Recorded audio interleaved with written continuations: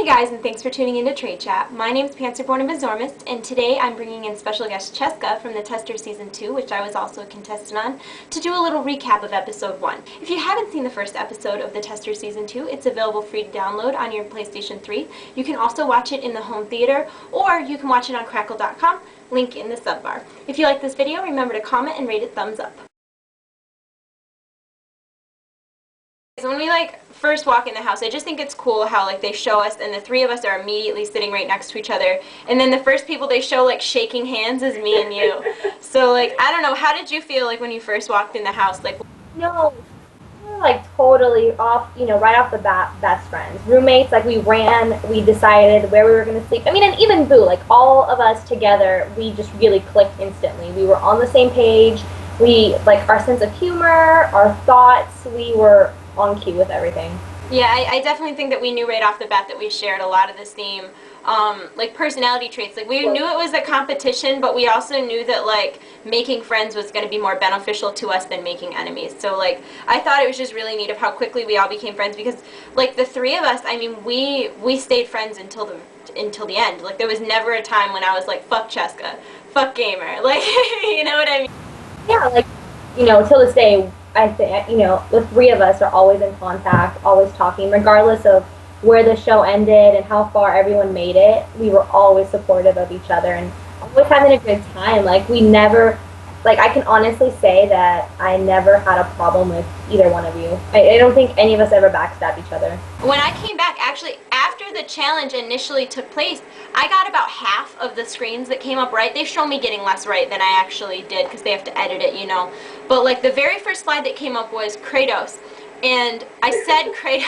I was all nervous, so I'm like, Kratos. And they didn't say anything. I mean, it was no sound. So I thought I got it wrong, and I'm thinking in my head, if it's not Kratos, I don't know who it is. So I said pass, and then they were correct. And then you see me, I'm like, yes. I get wicked excited. So I don't know, I think that after that one I gained a little confidence. I got 3 in a row, and then I passed on a few, but I don't know how many got total, but I know it was probably about half of the slides that I saw. I know I didn't go through as many as you went through, but I didn't do that bad considering I didn't have a PlayStation 3, so I walked out of that room confident as hell, yeah, I did good, and then people are going, I didn't pass on any, I got all of them. And then you were telling me that you got to slides that I didn't even get to, and I'm like, oh, shit, I didn't do good at all. I was really nervous. But, at least you got Uncharted 2, and Maxim didn't, so, I mean, everyone can agree that he was the biggest tool bag, and seriously, yeah, he needed to go. I don't foresee him working in the video game industry, though. I mean, he's definitely a nice guy. I just don't think that was the right place for him to be. And I think he knew that, too. I think the things that he said to the judges made it clear that he wasn't even sure what a video game tester did, because he was like, well, if I need to give him my opinion, that's not what you do as a tester. You don't give them your opinion. The game is done at that point. You're just telling them what's fucked up about it. And I thought this elimination, I thought the judges were actually not too shabby, because I really thought as soon as I opened my mouth and said I don't have a PS3 that I was going to get torn to shreds. I definitely don't have any regrets about admitting that. I know a lot of people who tried out for the tester were pretty disappointed in that, but I mean, I definitely was there for the correct reasons. I wanted to work for Sony. I wanted to get into the video game industry. It wasn't a competition of who had played the most video games. I mean, if you went to Dunkin' Donuts, they wouldn't say, well, how many donuts do you eat a week? You know what I mean? It's kind of like that, and I really wanted it, and I wanted it for the right reasons. So I completely stand by the fact that I admitted that, because I think if I didn't and I lied about it and it had come out later, it would have been scandal. And I think a lot of people actually respect you. I mean, I know that there's the group that is a little upset about it, but a lot of people respect you for just having the balls to say that in front of, this is our first day. This is the first impression that these judges are going to have of us.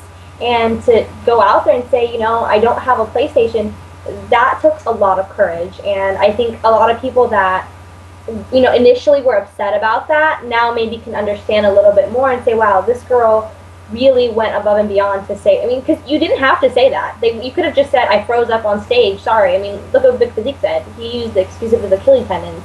So, you didn't have to say, I don't have a PlayStation. They probably wouldn't have found out till the very end. And I think that they're always going to remember in their mind that you actually stood out and you didn't lie to them. And the only person that I felt, I mean, to Maxim, they were kind of whatever, But when it came down to you and Boo, they really like, they didn't show elimination. They made it what, like 5-10 minutes. It was like, it was half long. It was so long.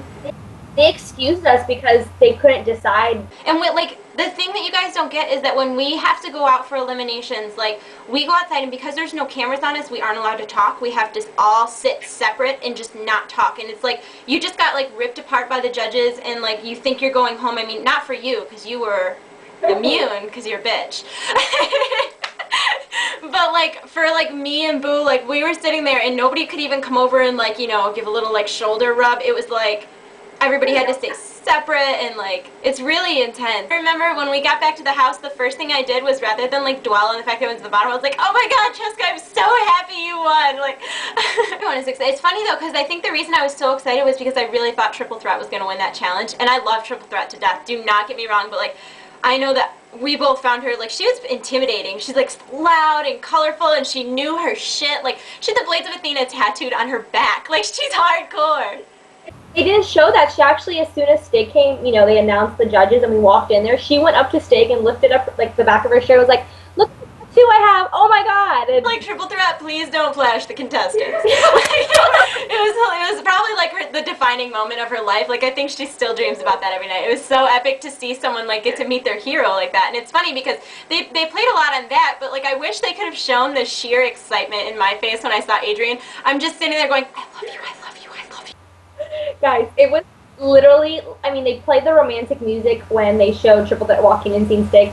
It was 10 times worse with Danielle. I mean, it was so bad. She was, like, shaking and excited. It's I definitely can't wait to review the next episode with you, and hopefully we can drag Matt in here so the three of us can really talk, because we shared a lot of our opinions about everything in the house, and like I think we were the three like best friends. Speaking of which, I really hope that you do so well in the Mr. Gay Nationals today, Matt.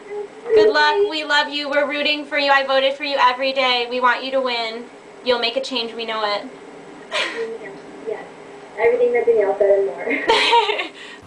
Stay tuned in next time for our review of episode 2, which I think will be pretty interesting. There's a lot of explaining and behind the scenes information I think you guys will want to know. Remember, if you haven't seen episode 1 already, link is in the sub bar to watch it for free on crackle.com. Please leave a comment and let me know both what you thought of the review and the show, and we'll see you soon. Bye. Is how much I love PlayStation and Uncharted. My kitten's name is Drake after Nick. I mean, come on. That's a great name. My cat's name is Leroy Jenkins. Which was a terrible name because he took that role on full force.